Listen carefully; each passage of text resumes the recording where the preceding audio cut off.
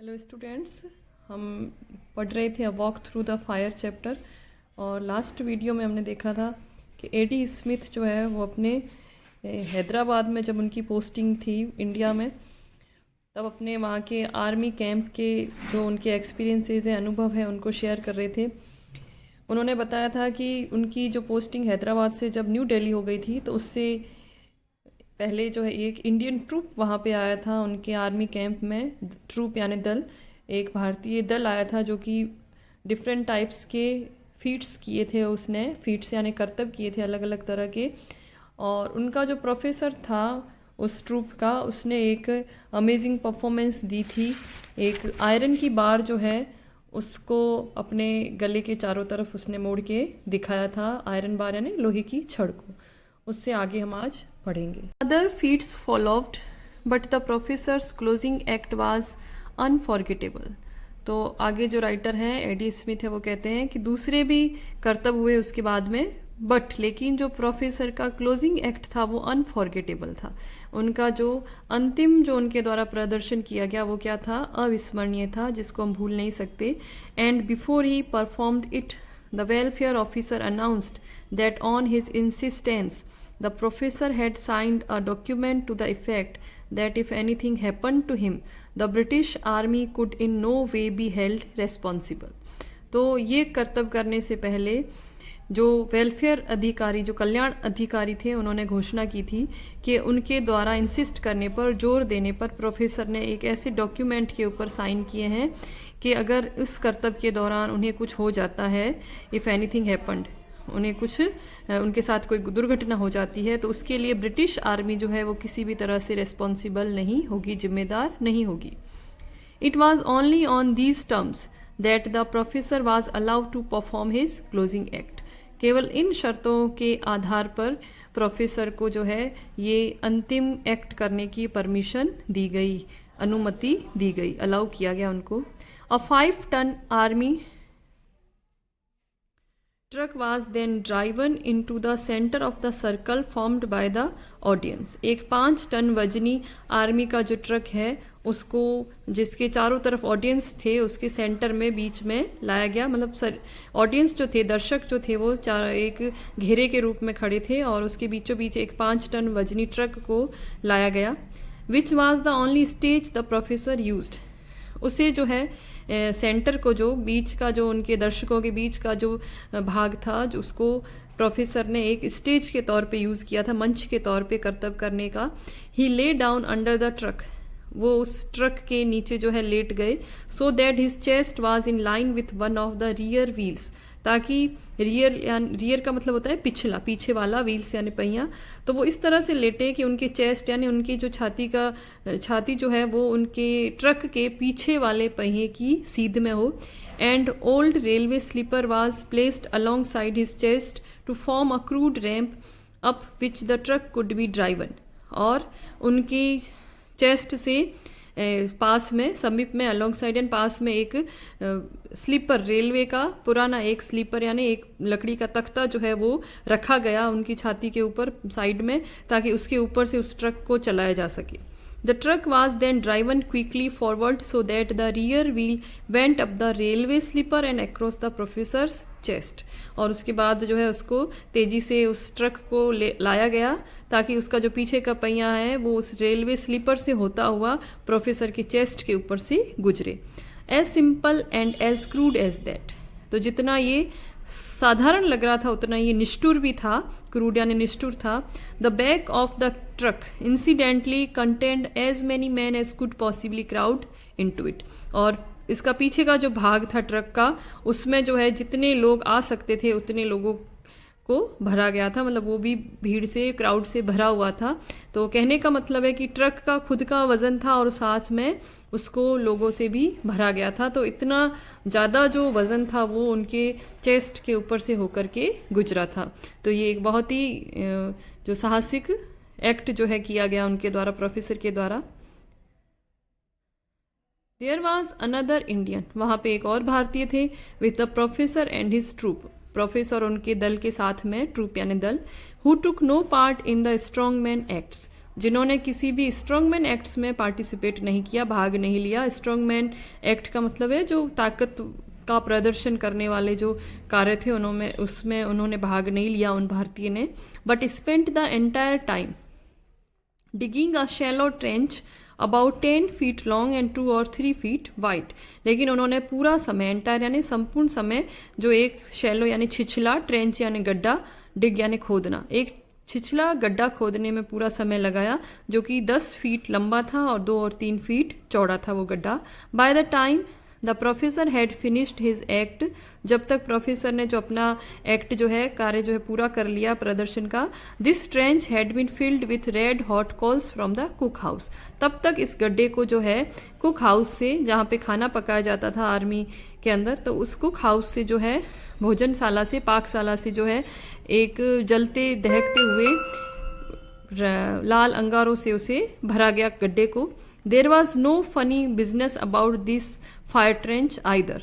तो ये fire trench जो था, ये जो आग का गड्ढा था, ये वास्तव में कोई मजाक की बात नहीं थी। वी गैदर्ड अराउंड इट, हम इसके चारों तरफ इकट्ठे हुए। गैदर यानी इकट्ठा होना, एकत्रित होना। And the heat from it was intense, और इससे जो हीट आ रही थी, जो उष्मा आ रही थी, वो बहुत ही तीव्र थी, तेज थी।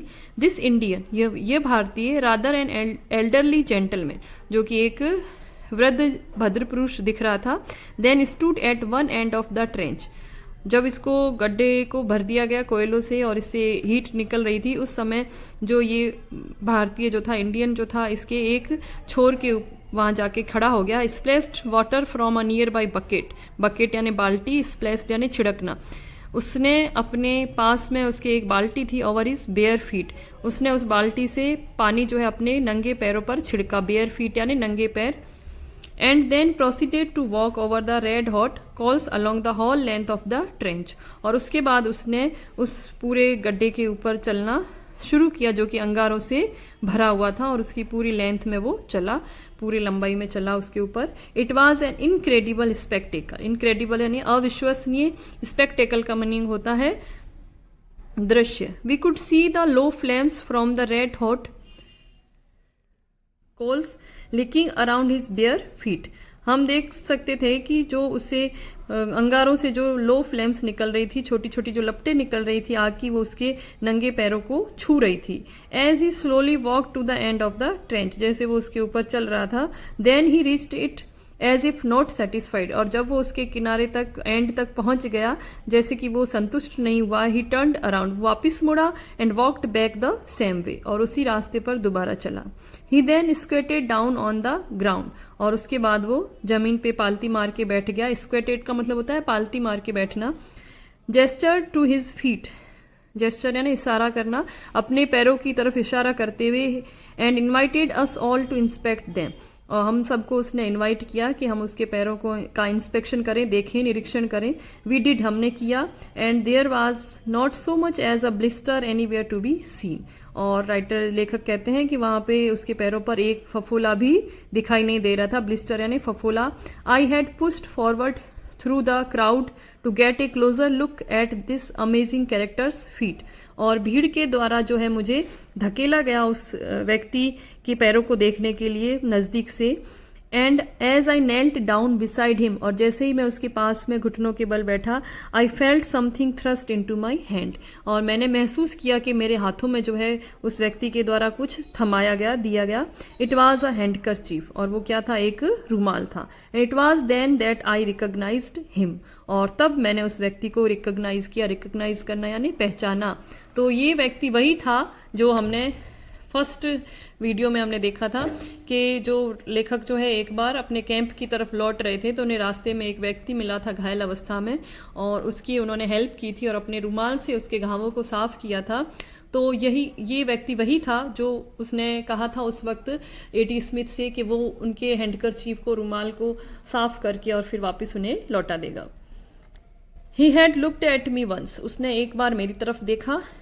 As he passed the handkerchief to me, जब वो मेरी तरफ वो हैंडकरचीफ मुझे दे रहा था। But when I went to speak to him he looked away again, so I kept my mouth shut. लेकिन जब ये कहते कि मैंने उनसे बोलना चाहा, तो वो जो है उसने जो है मुंह फेर लिया, तो एडी स्मिथ कहते हैं कि इसलिए मैंने अपना मुंह जो है बंद रखा। If he wanted to pretend यानी दिखावा करना, that he didn't understand English then that was all right by me. तो वो कहते हैं कि अगर वो चाहता था कि वो दिखावा ऐसे दिखाना चाहता है कि जैसे वो इंग्लिश नहीं समझ रहा है, तो मेरे लिए वो सही था। Obviously it amused him to listen to the comments of the admiring crowd gathered around him. स्पष्ट रूप से उसके चारों तरफ जो क्राउड इकट्ठी हुई थी, भीड़ जो एकत्रित हुई थी, उनसे जो वो कमेंट्स आ रहे थे, प्रशंसा के जो कमेंट्स आ रहे थे उसके लिए, तो उससे वो स्पष्ट रूप से अम्यूज्ड हो रहा था, खुश हो रहा था। The professor had by now recovered from his encounter with the 5 ton truck. और अब तक जो है प्रोफेसर, जिन्होंने ट्रक के साथ एनकाउंटर किया था, 5 टन वजनी ट्रक के साथ, वो जो है रिकवर हो गए थे, अपनी हालत से सही हो गए थे। And he came over to say in halting English that the fire walker would take a volunteer with him across the fire trench। और वो वहाँ पे आए और उन्होंने कहा अपनी जो है टूटी हुई इंग्लिश में, अंग्रेजी में, कि फायर वॉकर, आग पे चलने वाला व्यक्ति जो एक वॉलंटियर चाहता है, एक स्वयं सेवक चाहता है जो अपनी इच्छा से जो है उनके साथ उस फायर ट्रेंच पे, उस फायर आग के गड्ढे पे चले। This of course produced a big laugh. और इसके जैसा ही उन्होंने ये बात कही तो एक लोगों के बीच में जोर से लोग जो है हंसने लगे, बेक अट्टहास करने लगे, मतलब जोर से हंसने लगे। But I didn't join in. लेकिन एडी स्मिथ कहते हैं कि मैं उनके साथ में नहीं सम्मिलित हुआ उनकी हंसी में। आई न्यू देन, मैं तब जानता था, that I was going across the fire trench, कि मैं जो है फायर ट्रेंच पे, उस आग के गड्ढे पे चलने वाला हूँ। Although the very thought of it made me go ice cold with fear. हालांकि, ऑल्दो यानी हालांकि, उसके केवल विचार मात्र से जो है, और उसके ऊपर चलने के विचार मात्र के डर से ही जो मैं है बर्फ की तरह ठंडा हो गया था। I walked over to the fire walker and stood in front of him. मैं जो है फायर वॉकर की तरफ चल के गया और उसके सामने खड़ा हो गया, इन फ्रंट ऑफ हिम यानी सामने। ही placed his hands upon my shoulders and said, उसने अपने हाथ जो है मेरे कंधों पे रखे और कहा, वेरी क्वाइटली, बहुत ही चुपचाप, शांति से, so that none but myself could hear, ताकि मेरे अलावा और कोई ना सुन सके। When you put aside your boots sahib, put aside your fear, कि साहब जब आप अपने जूते जो एक तरफ उतार के रख दो, तो साथ में अपने डर को भी उतार देना, छोड़ देना। The fire will no harm you, आग जो है आपको कोई नुकसान नहीं पहुंचाएगी। I sat down on the ground, मैं जमीन पे बैठ गया। And took off my gaiters and boots and socks, तो मैंने अपने गेटर्स यानी पैरों के ऊपर जो पट्टियाँ जो बांधी जाती है सोल्जर्स के द्वारा, वो उतार दी, जूते उतारे और सॉक्स भी उतार दिए। टुक ऑफ यानी उतारना। Strangely enough, Having done this, I no longer felt afraid, only intensely curious। तो बहुत ही विचित्र बात है, एडी स्मिथ कहते हैं कि ये सब करते हुए, जब मैं जूते उतार रहा था, सॉक्स उतार रहा था, खोल रहा था, तो मैं जो है डर बिल्कुल भी फील नहीं कर रहा था, कि केवल मैं क्या था, इंटेंसली क्यूरियस था, मैं बहुत ही उत्सुक था। इंटेंसली यानी बहुत ज़्यादा उत्सुक था उसके ऊपर चलने के लिए, फायर ट्रेंच पे। I walked across to the beginning of the trench and the fire walker splashed water over my feet and also over his own। मैं जो है उस ट्रेंच के जो प्रारंभ का जो बिंदु था वहाँ पे पहुँचा और फायर वॉकर जो है उसने पानी छिड़का मेरे पैरों पर और अपने पैरों पर भी। He then spoke to me very softly, और उसने उसके बाद वो बहुत ही धीरे से मेरे से बोला। And told me to close my eyes, कि उसने मुझे कहा कि मैं अपनी आंखें बंद कर दूं। And think hard of green fields, और मैं जो बहुत उन हरे भरे खेतों के बारे में सोचूं। And the peaceful English country side, और जो वहाँ का जो कंट्री साइड है, मतलब ग्रामीण जो परिवेश है शांतिपूर्ण इंग्लैंड का, उसके बारे में मैं सोचूं। I was to imagine that I was walking along a country lane and all the while I was to concentrate on green fields। मुझे ये कल्पना करनी थी कि मैं जो गांव की किसी लेन यानी गली में घूम रहा हूँ और मुझे केवल हरे भरे खेतों के ऊपर कॉन्सेंट्रेट करना था, ध्यान देना था। He then stood in front of me with his back towards me and told me to place my hands on his shoulders। और फिर जो है वो मेरे आगे खड़ा हो गया, इन फ्रंट ऑफ यानी आगे, और उसकी बैक जो है वो मेरे आगे थी, और उसने मुझे कहा कि मैं अपने हाथ जो है उसके कंधों पे रख दूं। He repeated his instructions to me once more, and then, with eyes closed and concentrating hard on green fields, I felt him begin to move slowly forward. उसने अपने इंस्ट्रक्शंस वापस रिपीट यानी दोहराए एक बार और बंद आंखों के साथ concentrating hard on green fields, हरे भरे खेतों के ऊपर ध्यान देते हुए, I felt him begin to move slowly forwards, और मैं महसूस कर रहा था कि वो जो है धीरे धीरे आगे बढ़ रहा था। I was back in England. अब लेखक जो है इंग्लैंड के खेतों हरियाली के बारे में सोच रहा है, तो एडी स्मिथ कहते हैं कि मैं वापस जैसे इंग्लैंड में था। टू बी प्रिसाइज, जैसे ठीक ठाक सही तरीके से बताऊं तो I was walking along the Rockfield Road just outside Monmouth near Henry Park. Henry Park के पास में मॉनमाउथ के बाहर की तरफ रॉकफील्ड रोड पे मैं वॉक कर रहा था। मतलब जिस जगह पे हम पहले जा चुके होते हैं, जहाँ पे वॉक कर चुके होते हैं, उसी के बारे में हमारे मन में विचार आता है। तो एडी स्मिथ कहते हैं कि सही बताऊं तो मैं जो रॉकफील्ड रोड के ऊपर चल रहा था, जो कि हेनरी पार्क के पास में मॉनमाउथ के बाहर की तरफ है।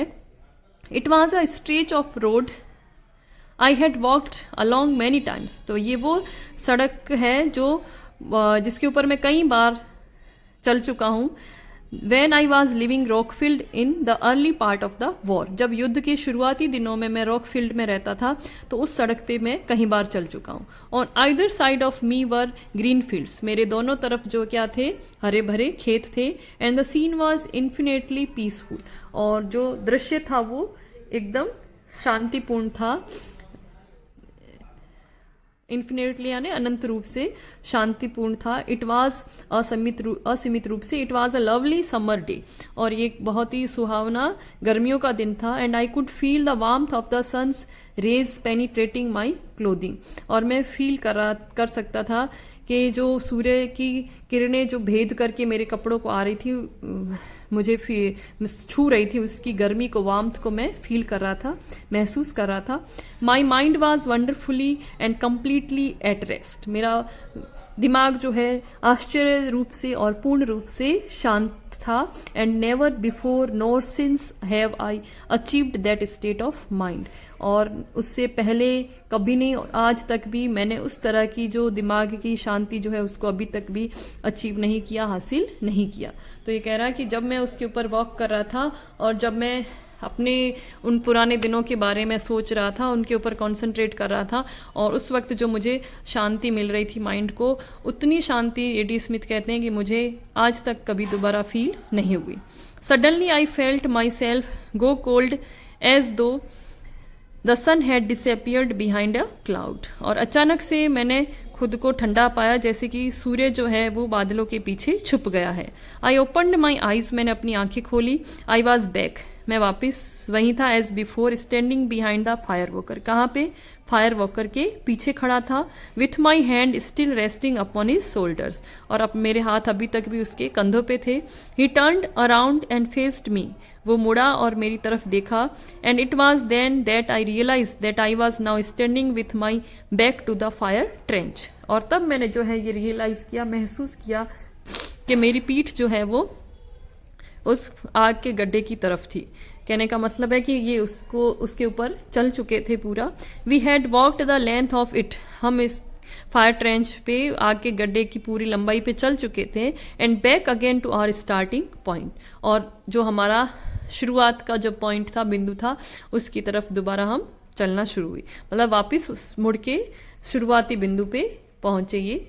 आई नेवर सा द फायर वॉकर अगेन, मैंने उस आग पर चलने वाले व्यक्ति को कभी दोबारा नहीं देखा। I was completely bewildered by what had happened, मैं पूरी तरह से आश्चर्य में था कि जो भी घटित हुआ उसको लेकर के। And in the excitement that followed when everyone came crowding around me I lost sight of him, और एक्साइटमेंट में, और जब वहाँ पे जो क्राउड थी, भीड़ जो थी, उसमें से सब जो मेरी तरफ आ रहे थे, मेरे चारों तरफ आ रहे थे, तो वो व्यक्ति जो फायर वॉकर था वो जो है मेरी नज़रों से, मेरी साइड से, नज़र से वो लॉस्ट हो गया, खो गया।